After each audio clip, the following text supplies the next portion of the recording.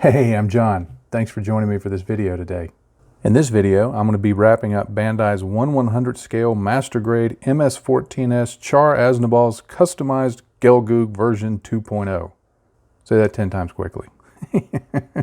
Now obviously this is a pretty big kit. I had to lift the camera up a little bit to get it up on here, and it's still hard to get it in screen. But up to this point, I've gotten it painted. I've got all the decals on. I've got the panel lining started, and I did some very light chipping. Now I'm still going to need to put various fluid stains and leaks and things like that on it. I want to do some dirt effects down around the feet, some earth effects. I'm not going to do any, I don't plan to do any rust on it, because in my mind, this is made of material. I'm imagining this being made of material that does not rust. So I don't know if that's the case in lore, but that's the way I'm going to handle it. Partly because I think that rust would just not work with these colors.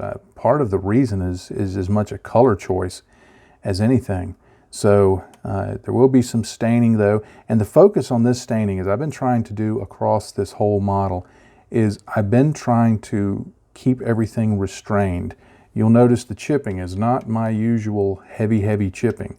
On the feet, where I normally just chip it like it's, you know, like nobody's business, that's actually fairly restrained for the feet. And then further up on the body, it's much more restrained.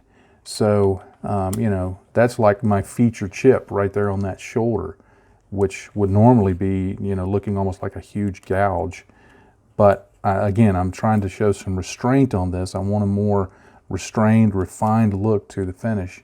So with what I do in this build, that's how I'm going to be pursuing that.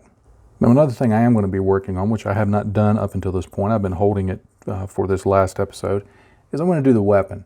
Now, it's a simple thing. You know, I built it, cleaned up any seam lines, and it's not that it's going to have a lot of color on it, but I just thought I would show how I paint and finish weapons, and show some suggestions on ways that you can do that, and maybe get a little more than just, you know, and a lot of times with weapons, I don't spend a lot of time on them. I paint them black, I dry brush them with lead belcher, hit them with some Known oil, and call it done. I want to give this one a little more of a paint job that I hope will look cool, so I'll show you how I do that also in this video. All right, one of the things I want to do is to add some streaking to the parts, because if you think about, again, going from a plausible standpoint, if you think about this giant object, which is 18 meters tall, I think this one might even be taller. If it's out in the rain in the environment, you know, if it even just dew collecting on it in the morning, water's going to run down. And if you've looked at any big structure, big building, big vehicle, anything like that, when water runs down something, if there's any dust, it creates patterns in the dust. If there's not dust, it attracts grime, it attracts grease. So over time, there will be a faint staining. I don't want it to be too heavy, but I do want there to be some tonal variation that is vertical to represent that. Now, I'm going to use some oil brushers. I'm going to use medium gray and buff on the upper parts of the suit. And the reason I want to use those is they're not going to be too bright, too contrasty. I don't want a lot of color introduced, because in this scale, I don't think it would work. So there's no particular special thing about medium gray or buff. It's just two light colors. That's all I'm looking for. And that's what I'm going to do on the upper part of the suit. Now, as I get down to the legs, especially the lower armor, below or around the knees and lower, I'm going to add in rust and dark mud. Now, the rust is not to represent rust. This is just 2 shades of brown. That's really all it is. Because once it's wiped back, as you'll see in a moment, there won't be a lot of color imparted to it. I just want to leave some streaking. Now, I have a video that I've done in the past on, this is called the dot filter technique on that. So if I remember, there should be a link popping up somewhere around here about now, if I remember. If not, Hopefully I'll put it down in the list below, and if I forget even that, then just do a search on my channel for dot filtering, and you should find that video. But let me get a few things prepared and I'll get started. Now I'm going to apply these oils just using the brush that comes with the oil brusher. It can be a little heavy-handed, but because I'm going to streak this way back, I'm not too worried about it. You can, what I'd do if I'm trying to be a little more precise is I'll put some of the oil on my palette and then use a finer brush to add it. But for what I'm doing here, this will work fine. You just do have to be careful, like that one big blob. I'm trying to work around the camera, so sometimes it can be hard to get good depth perception. So I'm having to be a little more careful and deliberate than if I were working up close, but we'll make it work. Now, if you're questioning when do I add dots, where do I place dots, that kind of thing, well, it's kind of, I have to give a politician's answer. It depends. It depends on how dirty you want it to be. The more dots, the more colors, the more streaked and dirty it's going to look. If you choose more brown colors, it's going to look dirtier. If you choose lighter colors, it's going to look dustier. If you choose a variety of colors, it's going to look more sun-worn. And it comes down to distribution and density of the dots.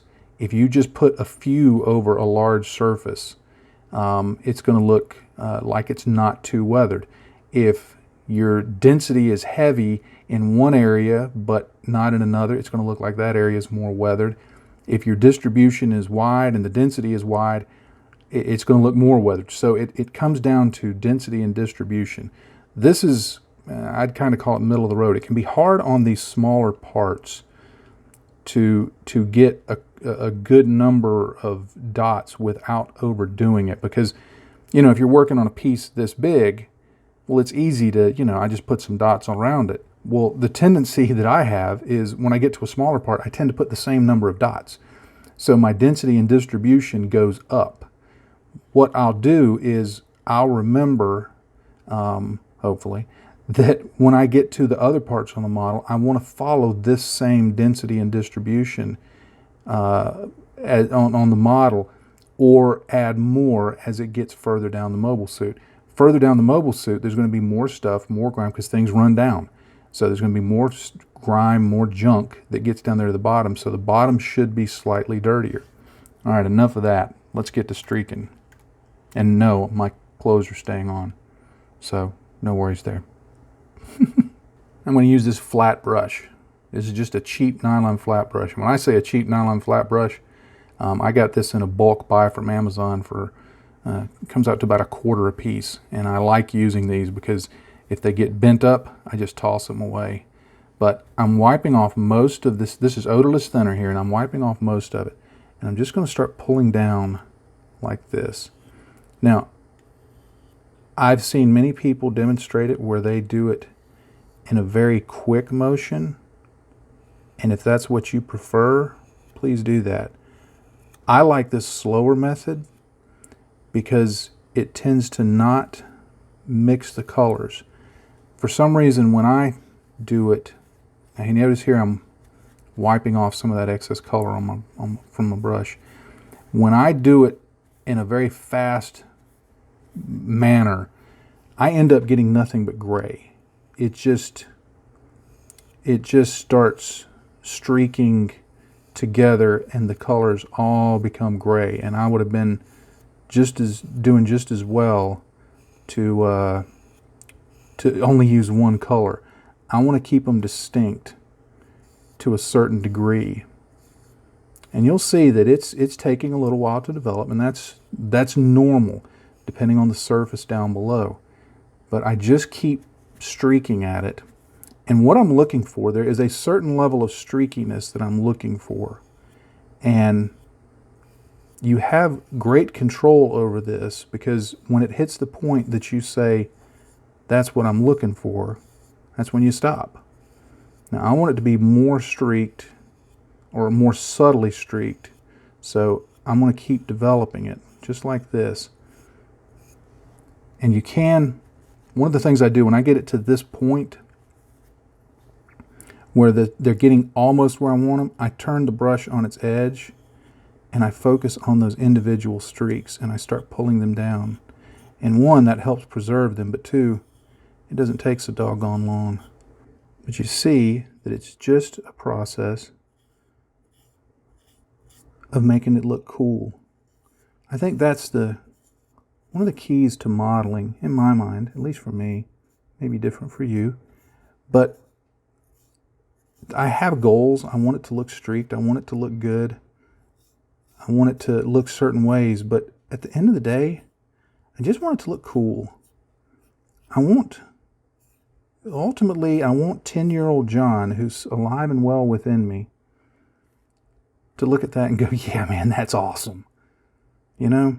Now, notice down here where there's a little angle, it's collected there. So all I'm going to do is just use the edge of my brush to kind of wick that up. Now, this process doesn't take as long as it's showing here on the video because I'm explaining it, and I'm working a little slower than I normally would just so that I can show how it looks. But there you see, and it's subtle, I'll admit it. It's just a little touch, but I think that additional streaking is really going to make is going to give weight and size to the model. So I'm going to go ahead and go around the upper parts of the suit and do that, and I'll show you a few other things there. Now for the arms, because of their their vertical and their narrow orientation, it can be real easy to turn the dot filtering into a hot mess. So what I like to do there is get a cheap pointed brush like this and get some odorless thinner onto it, and I just dip it into, I've got some of the same colors, the oil brushers, here on my palette, and I'm just going to get most of that off onto the paper towel, and I'm actually going to just do some streaking like that and see how that looks. Now that's a little less color than I want, so let me add some more on there, but I'm actually just applying the streaks directly to it. Now if I do this well, then I won't have to go back and do anything else. That's a little too much. That's, actually I like that. I started to say that's too much, but what I'm going to be able to do, I was just fixing to say, if I do it well, I won't have to streak it. But if I get a little too much color, I can go in and streak it. But this is going to be a little easier to streak, and I'll just shift my colors. And all I'm going to do is just put a few stripes of color on each section. And I want it to be vertical. My hand shakes a lot, so sometimes it may not be vertical. But then I'm just going to go back in with the same brush and pull those down. And so instead of putting on dots, which I tend to get too much color on there, by putting these streaks on that I then streak, I can better visualize how it's going to look. And when I streak it, I end up with not a muddy mess. So that's how I handle surfaces like the arms, the head, smaller pieces where density and distribution can be a little harder to control. Now on the legs, I'm going to use the colors that I used on the shoulder, as I mentioned, and I'm going to put in a few dots of those, and I'm just working a section at a time.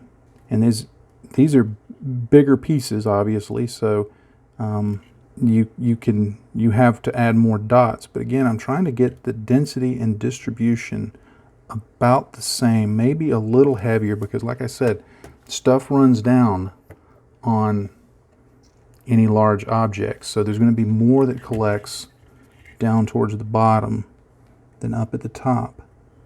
But I'm just going to continue to add these colors as I did before. And you don't have to use oil brushers.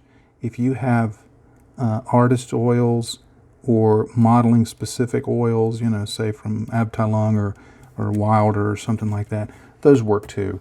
There's nothing special about oil brushers. It's just what I grabbed this morning before I started the work. Now, as I mentioned, I'm going to add in some brown tones to represent dirt and grime and mud and just how generally the stuff, well, you know, they say it runs downhill. So it's going to collect further down the model. Whoa, that's a little much. Well, we'll make that into a feature streak. But I'm using this dark mud and rust. And again, this rust is not meant to represent rust. If you want rust, add rust. This is not meant on this one to represent rust. What it is just a brownish color. Now, you know that you see that I'm not adding a lot down here because I'm going to be streaking that and it's going to be pulling a lot of color. So I want to see how that's going to look before I go in and add some color. Now, after I've done this, if I think it needs color down below, then I'll go ahead and add color. And then just as before, I'm going to damp off most of the thinner on my brush. And if this has gone out of focus, I apologize because I've been so focused on the model I haven't even looked at the camera. But I'm just going to do like I did before and start pulling that down and just streaking that. Now, one thing I meant to do, and pardon me while I put the brush in my mouth, because I've only got two hands, is I wanted to get some of that up. There we go. All right. And I'm just going to streak that down. Now, one of the things to note, you see how there's color that gets on the end of the brush? I take advantage of that. I let that pull down. I let that, you know, you can go into areas where you haven't put dots and still add streaks. And that's another reason I didn't go too heavy further down on it, because I knew that that would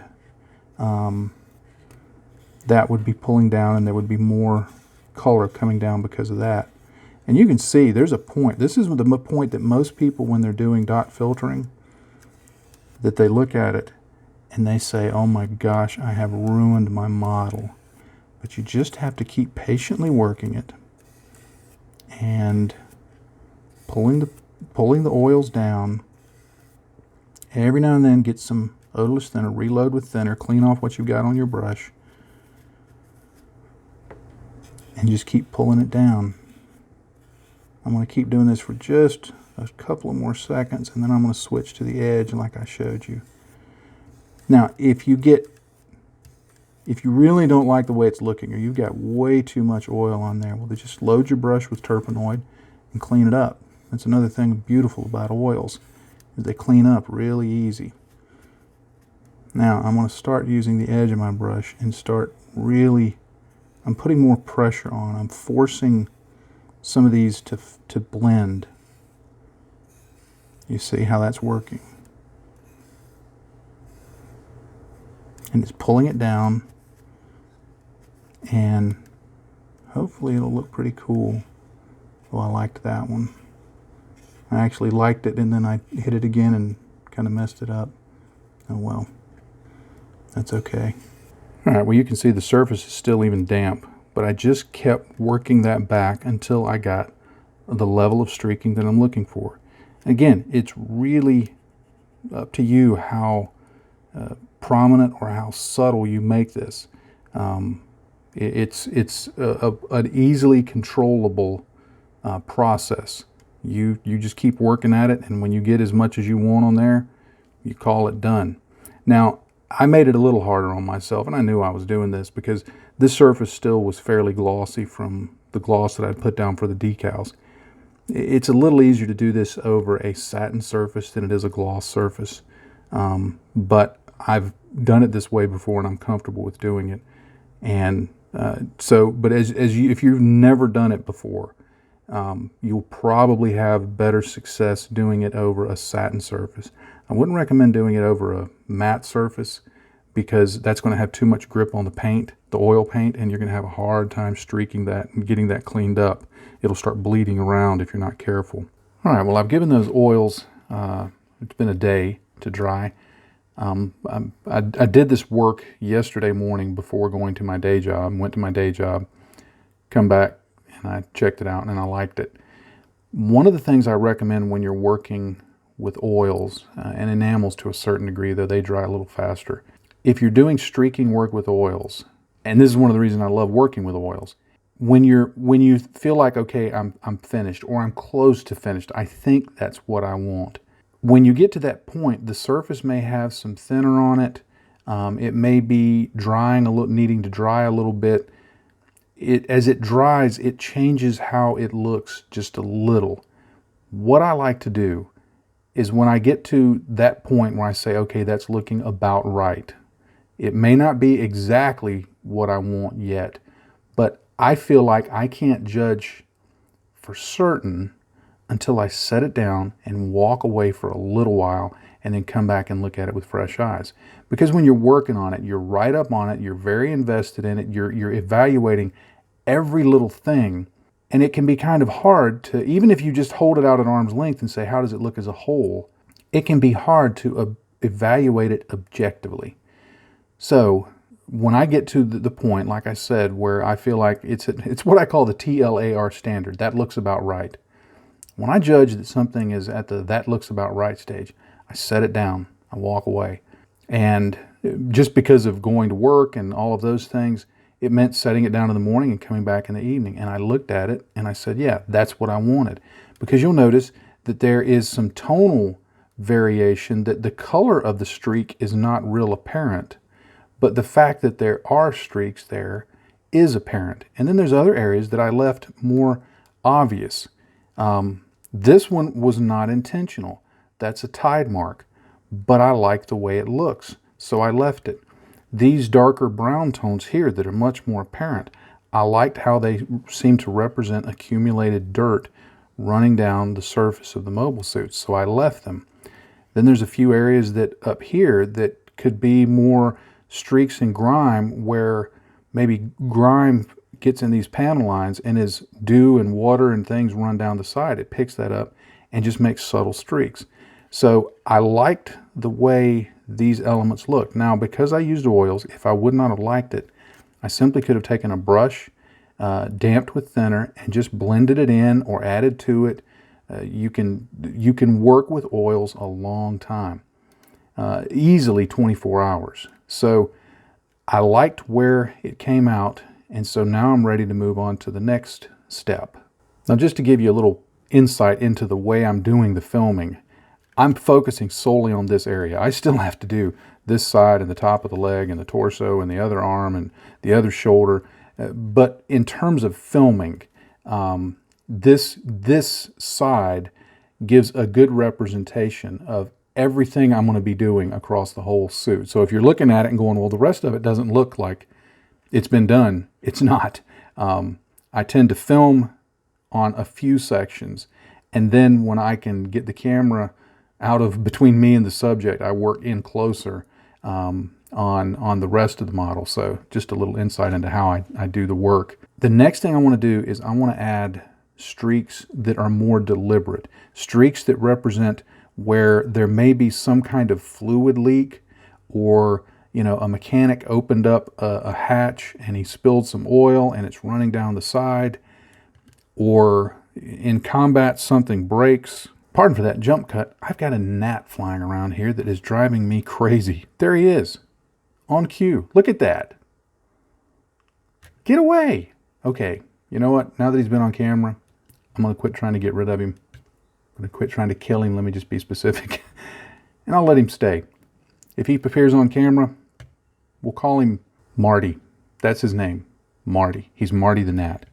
Anyway, I want to do some more deliberate streaks that are going to be coming from, they may be coming from these things that are probably maintenance hatches or things like that, or just from the panel lines to add to that kind of streaking.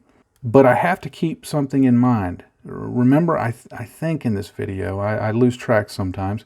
I've talked about, I know I've done it in other videos, I've talked about the difference between realism, plausibility, and freeform when it comes to weathering.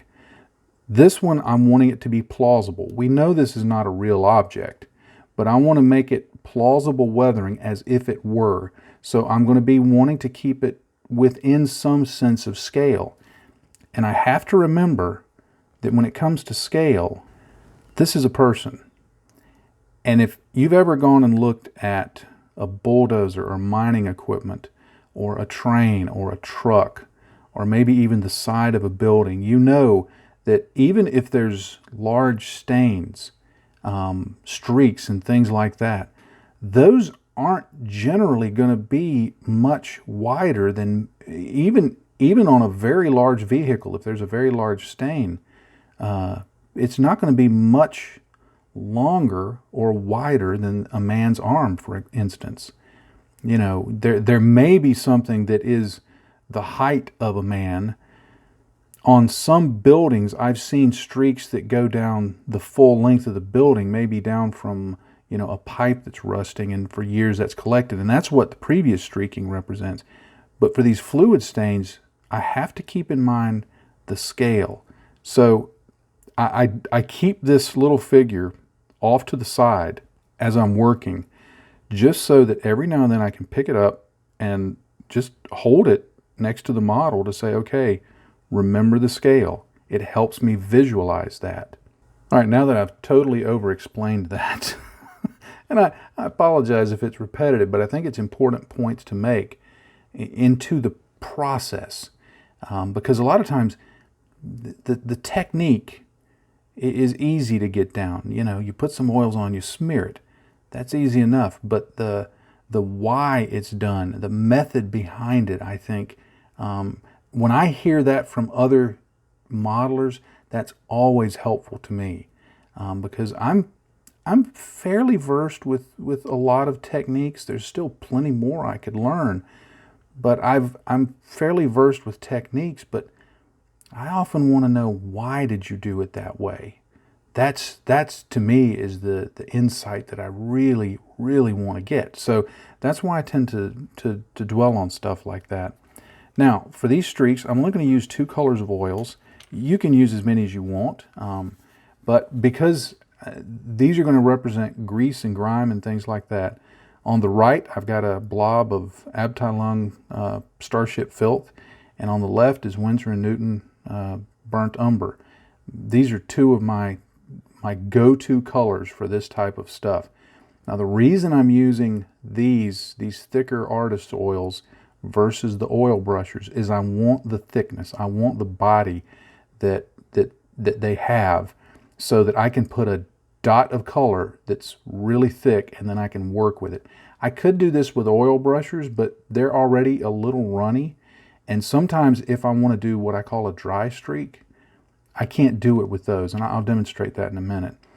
Now, I've put them on cardboard just for the sake of simplicity, because when I'm done, I can work with these I've worked with oils on cardboard like this for up to 4 days. So you can work with this a long time. And when I'm done, I just toss it, because once these dry up, there's no reviving them. They're not any good. But I put them on here so that, 1, for convenience, and 2, for the Winsor & Newton oils, it allows that linseed oil that makes up the medium, the carrier in them, to kind of be wicked out by the cardboard, which helps with the drying time. This Abteilung stuff is much drier. It doesn't have as much oil in it, so it'll dry a little faster. These Winsor & Newtons, they can take a little while. Now, the most important thing when you're doing a cardboard palette like this is, what did you eat to get the cardboard? And in this case, what do we have? Extra butter microwave popcorn. Okay, this was a good palette here. You want to make sure that whatever cardboard you use for your palette, you had a good journey getting to it. So make sure it's ice cream, candy bars, you know, something really tasty. Now, I want to do a few what I call dry streaks. And by dry streaks, I mean I put on the color without any thinner, and then I streak it with a dry brush. And let me show you where I like to do that. I like to go into these panel lines like this and just put in little streaks and dots of oil like that. And it doesn't have to be, you can draw it completely along the panel line, or you can do like I'm doing and just do a few selected spots. And I don't have any particular rhyme or reason why I chose those spots. I just chose some various spots. That's all that is. And then I'm going to take this wide, flat, cheap nylon brush, and it's dry. There's no thinner on it. And I'm just going to start above and pull down like that. Now what that does is that represents, you know, the streaks where there may be grease and grime in those panel lines, and as water runs down, it picks some of that up. And I can pull that down further. I can tease that out. If there's more of it there than I want, I can go back and refine that with a little bit of thinner. But you see, I just streak that down and I get that result. Now, what I want to do is, let me grab my palette. I should have had this prepared ahead of time, so I apologize. But I'm going to grab my palette, and I've got a little piece of paper towel here, and I'm going to use this really small brush, and I'm going to dip it in the thinner, and then I'm going to wipe off most of it. And what I want to do is very carefully go in above. You see where when I drew the brush down and when I put it on with the toothpick, it got a little bit of the oil above the panel line. I want to try and reduce that. I want to try and blend that, clean that up just a little bit, so that it appears as if it's emanating from above or below the panel line. Now, you will run into some places, like because I've already done some streaking, you will run into places where you're encountering your previous streaking.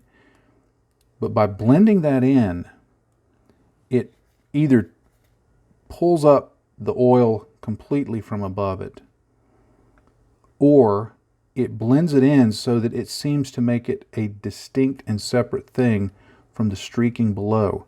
Here, there was a little more staining, so I'm going to blend it around so it'll appear dirty there, but now the streak seems to have more of an origin point at the panel line down.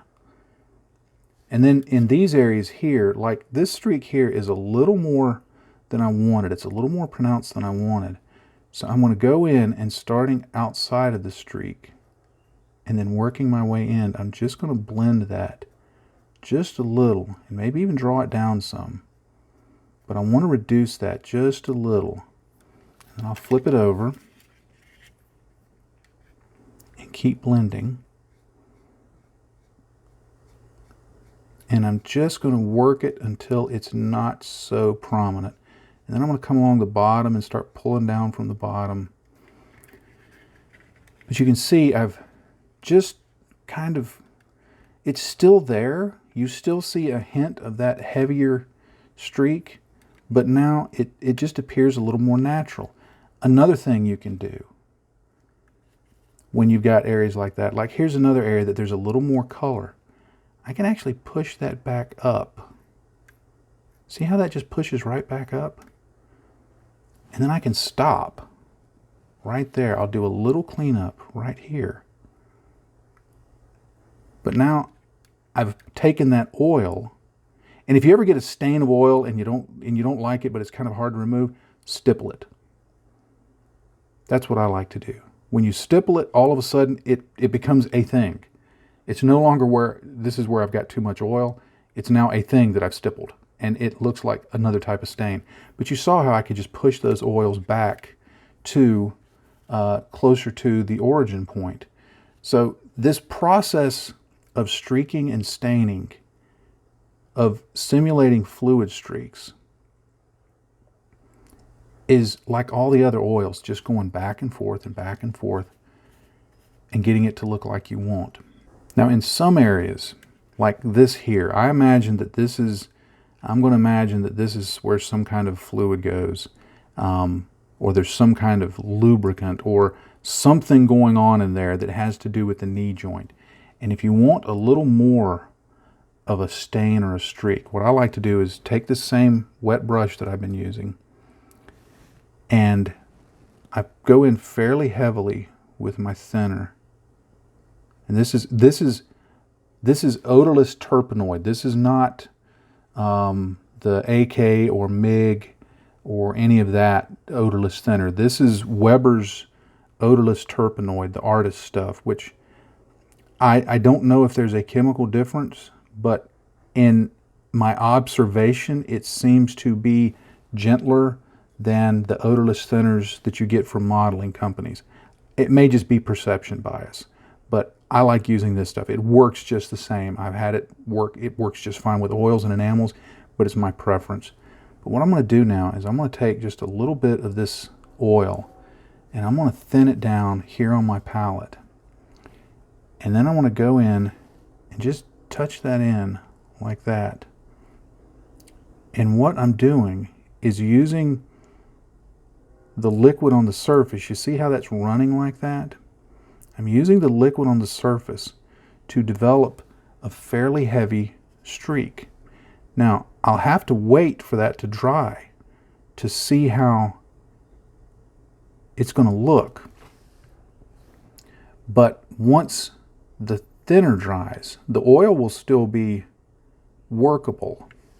And I can then go in and decide, do I want to blend it?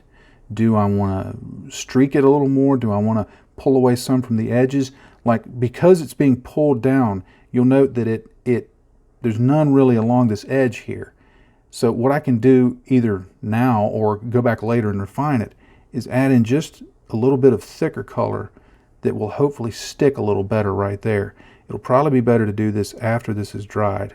But you can see if I add in a little thicker color and then kind of work it down, and then I can go back and refine that. And that, to my eye, that looks like a pretty cool stain there. Now, you do want to do the process. I'm definitely going to do the process, and I keep repeating myself, but I want to make it real clear. This will need to dry before you can, I think, before you can fully evaluate it. You'll need to see, does it look like I want? Do I need to blend it in? Do I need to add more? Do I need to wipe it completely away and start over? Note that there's a little bit that I got here. I have to decide, do I want this streak to go all the way down and then it's not big enough to overrun this panel line and from then on it just goes down this panel line, or do I want it to have gone over the panel line and continue the streak further? I get to decide that. Like right now I'm thinking I don't want it to go beyond that panel line, so I'm going to go in this little bit of overage here. I'm just going to push that oil right back up like that. And now it will look like it comes down here and terminates at the panel line and goes down. And in thinking with the sense of scale that we were talking about earlier, it's still not taller than a man and not wider than his body, but it's a plausible stain. You know, okay, something happened here in the middle of combat. He's, you know, doing a somersault or something, and a fluid line ruptures in there, and it just sprays out there, and it just comes out. It just goes over like that. So having a few feature stains like that can really help set off your model, in my opinion. I painted the gun in a mix of the two colors of the armor, the pinkish and the reddish tone, just to give it a little variation. And then I went back with some Vallejo black gray and painted in the darker areas to form a basis for later paint effects to come. I like this black gray color because it's not truly black. It gives you a little bit of room to do some washes. And you can see it just gives me a foundation for later effects that I'm going to put onto the gun. The first thing I wanted to do was a little bit of chipping on the gun. And I used a sponge to do this and went with the black gray color. And my logic for doing this was simple. If I got any on the black gray, it wouldn't matter. And you can see that once it's on there, it's just a nice little bit of chipping. I figured this would chip more because it had been handled than the rest of the suit. And then I gave it a dry brush of Vallejo Sky Gray just to help those details pop out and make them a little more apparent. I also had dry brushed this hose a little heavy right here because what I wanted to do is add some contrast paint later to this. Now, contrast paint is a paint from Citadel, and I use Nazdreg yellow. I'm not sure what a Nazdreg is, but it's yellow. I use this from Citadel, and what it does is it allows the base coat to shine through, basically. So the gradation that I got from doing the dry brushing, the texture the visual texture that added was allowed to show through with the contrast paint. These are really good paints to have in your inventory. It's really just more like a glaze, and so you could probably do this with a glaze just as well. But I like the way they look, I like the color, and it dries into a very matte finish, and just to my mind makes it look a lot like hose. So they're very useful for that. Then I wanted to do some panel line accenting, and I just used this Tamiya black because I wanted really stark panel lines. And this is my favorite enamel-based panel liner because it flows so well and the color is so rich that I've gotten to where if I'm using enamels, this is what it's going to be. I don't bother with anything else. Once I had that on there, I did any cleanup that was needed just by damping off some odorless thinner on my brush, and went in and just kind of blended it back if I didn't like the way it looked. And then once I had it looking like I wanted, I felt like the gun was pretty much finished. It's not a heavy treatment of effects to the gun, but that's what I wanted, just something fairly simple. The final step will be to add some earth effects to the feet and lower legs using these Vallejo model washes. Now, I made sure to check my little pilot figure next to it just because I wanted to get some sense of scale. I didn't really want the stains to go higher than the height of a man, so they wouldn't be too drastic. Now, I applied this with a sponge, and you'll note that I'm putting it on very heavily. This stuff goes on very opaque, but it dries very transparent. And what I wanted to do was get a good coat of it all over the foot. And then after I got the good coat on there, and I mean, you can see I gave it a good soaking, and I wasn't damping anything off on the paper towel. After I had the good coat on there, then I started drying off the sponge and just started sopping up, I guess you would say, the excess, because I wanted to make sure that it was covered well, and then I started developing the pattern after it was very wet. This stuff dries very quick, so by going in very wet, I made sure that it would give me a pattern that I wanted and wouldn't dry too quickly. And you can see it just makes it look dusty. Now, I wanted a little bit more on there, so I went back in and repeated the process. I actually repeated this process about 3 times. You can see the color there on the paper towel indicates that I've been doing this for a while. But I just let it dry each time and went back and forth and did that. And I eventually got the level of dustiness that I wanted. And you can see how it does dry, very transparent. I also needed to add this to the lower legs. And again, because these overlap the feet, I wanted to make sure that it really wasn't much more than the height of a man. A couple of times I did go up a little higher, but you see how it just tints that lower area, gives it kind of a dusty look. It's still a little wet, hadn't fully dried yet, and but it looks pretty cool. Then I went in with a darker color on the feet, and I only went up half as high this time. And I went for a little heavier application because I didn't want it to look dusty. I wanted it to look like dirt, actually dirt and mud clinging to the foot. And same thing was applied to the leg, and I followed the same process, put it on and then damped it off later with a dry sponge, and I was pretty happy with how it turned out. Alright, well, I'm going to call him done.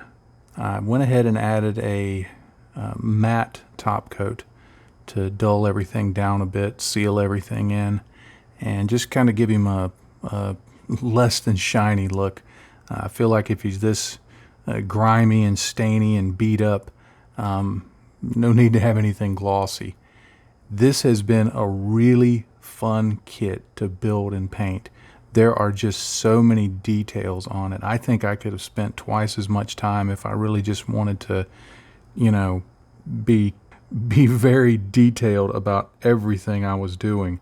I'm kind of regretting trying to get this even in 5 episodes because I think I could have gone out another 2 or 3 just with little detail touches and additional steps and things that I've thought of along the way. Oh, wouldn't it have been cool to do this or do that? But I guess that's kind of the reality of trying to get these done on a schedule too. But this is a great kit. Now, as you can see, it's pretty big. I'm barely able to get it onto the screen, so forgive me if I have to pick it up and move it around to show some of the various points. Like you'll see how the weathering on the legs turned out there. I really like those dirt effects that I got in there. I mean, it just, to my eye, it just looks like splashed mud. I really like that.